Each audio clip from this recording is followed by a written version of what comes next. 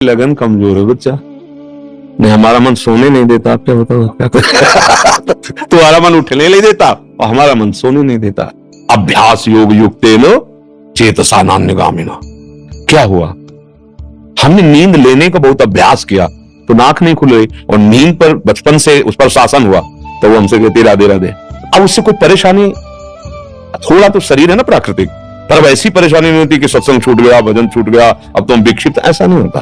तो ऐसे ही आप अभ्यास कीजिए। आजकल तो सुविधा है, अलार्म लगा लीजिए तो आपको जगा देगा, आप जग गए। आप दिनचर्या करिए, कुछ दिन बाद बिना अलार्म के जग जाएंगे। अपने लोगों की ऐसी दिनचर्या थी पूर्व में कि मतलब अगर आप घड़ी से देखो तो 5 मिनट का अंतर है तो हम नहीं कह सकते ऊपर नीचे, ठीक राइट टाइम अपने आप आंख खुलेगी अपने। अब बचपन से अभ्यास रहा है ना, ठीक 2 बजे हमारी दिनचर्या, आज की नहीं, ये 20 वर्ष की है। जब मान लो सत्संग नहीं चलता था तो सुबह स्नान करके 2 बजे वृंदावन की परिक्रमा, सूर्योदय होते होते मंगला होकर फिर गुरु जी की सेवा, ऐसा। तो हम अभ्यास कमजोर कर रहे हैं। किसी किसमें आशीर्वाद की जरूरत है, अभ्यास कीजिए।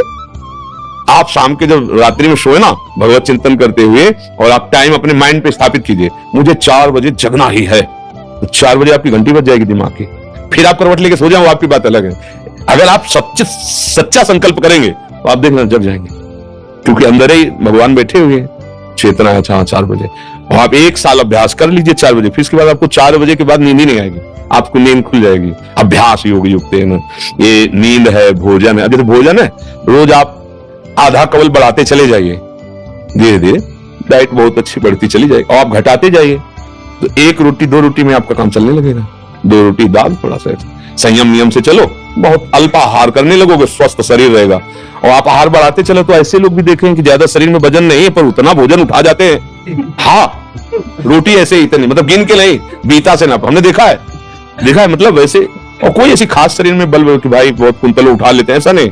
अभ्यास तो भोजन का अभ्यास, भोग का अभ्यास, नींद का अभ्यास। गलत कर लिया तो गलत, अच्छा कर लिया तो अच्छा। अब जैसे संयम, ब्रह्मचर्य, वर्षों स्वप्न दोष भी नहीं होगा। आपने आदत बिगाड़ ली तो अब ना करो तो भी आपका ब्रह्मचर्य नहीं रहेगा। अभ्यास, हम गलत अभ्यास कर रहे हैं तो हम परिणाम में दुखी होंगे, परिणाम में हम नीचे गिरेंगे। अच्छे अभ्यास करें। उचित नींद, अब जैसे बालक को 6 घंटा आपको सोना ही है, 24 घंटे में 6 घंटे आपकी नींद के लिए पर्याप्त है। साधक के लिए 4 घंटे, बहुत शिथिल तो 5 घंटे, अच्छे साधक के लिए 3 घंटे। 3 घंटे में 24 घंटे की खुराक बिल्कुल फिट हो जाएगी इंद्रियों में। अब जो 12-12 घंटे सोते हैं उनको क्या बताएं। अब कुछ ऐसे कि खाए पिए सोए, अगर दिन भर ना बोलो तो सोते ही रहे। अभ्यास है, आप सोने का अभ्यास कर लो तो उसका अभ्यास हो जाएगा। अभ्यास है बच्चा, अभ्यास ठीक कर लो तो आपकी दिनचर्या ठीक हो जाएगी। ऐसा महाराज जी, इसी विषय और एक तो प्रश्न आते हैं कि जो रात को लेट नौकरी से आते हैं, फिर महाराज जी वो सुबह थोड़ा सा लेट उठ सकते हैं महाराज जी? कई बजे तक रात में? जैसे रात को 11-12 बज गए नौकरी से खाने पीने में, फिर सुबह 2 बजे तक ड्यूटी होती है। अच्छा, मैं 12 बजे से रात को नाइट शिफ्ट हो गई तो महाराज जी इनके लिए तो अलग विधान हो गया महाराज जी। ये मतलब ब्रह्म मुहूर्त में उठे। हाँ, अब जैसे रात्रि में ड्यूटी करते हो तो 6 घंटे तो सोना ही पड़ेगा, क्योंकि शरीर जो श्रम युक्त है। तो अब उसको फिर दिन में तो छुट्टी होती होगी, मतलब उसको समय तो ऐसा थोड़ी होता हो कि साधारण दिनचर्या वाली ड्यूटी में फिर जाना, ऐसा तो नहीं होता होगा। रात वाली ड्यूटी के लिए मतलब दिन वाला तो फुर्सत होगी, होता होगा ऐसा। अब हम तो कभी की नहीं तो हमें पता है ना नाइट और ना दिन की, रात दिन की ड्यूटी एक ही रही है। राधा वल्लभ श्री हरिवंश श्री वृंदावन श्री वंचल हमारी। तो 6 घंटे सोने के लिए विधान जैसे है, तो अगर आपको पैसा कमाने की इच्छा हो तो उसके बाद भी ओवर टाइम कर सकते हैं, आप ड्यूटी कर सकते हैं ना। 2 बजे जगने के बाद आप सोचोगे यार 2 घंटे अगर और हम कर लेते हैं तो इतना मिल जाता है। तो अगर ऐसा ओवर टाइम भजन के लिए हो जाए तो लाभ मिल जाए। अब आप 6 घंटे सोने के निकाल लो। अगर आपको ऐसा लगता है 2 बजे आए अपना जो दिनचर्या सो गए, फिर जब जगो तो भजन, आपके लिए प्रातः काल वही हुआ जब उठ के भजन करें। जब ही जागे तभी समझ लो प्रातःकालीन, फिर आप वही दिनचर्या करो जो प्रातःकालीन दिनचर्या चाहिए।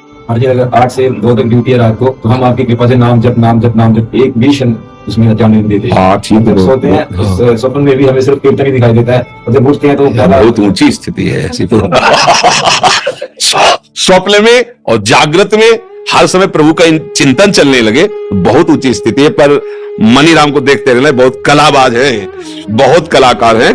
कभी कभी हमको सिद्ध अनुभव करा करके वो ऐसी जगह खड़ा कर देते हैं जहां लगता है कि यार तुम बहुत धोखे में डाल दिए हमें, ऐसा लगता है। अपने लोग क्या है ना कि इसके साथ बहुत खेल करे हैं, युद्ध, तो इसकी हर हरकत को पता है।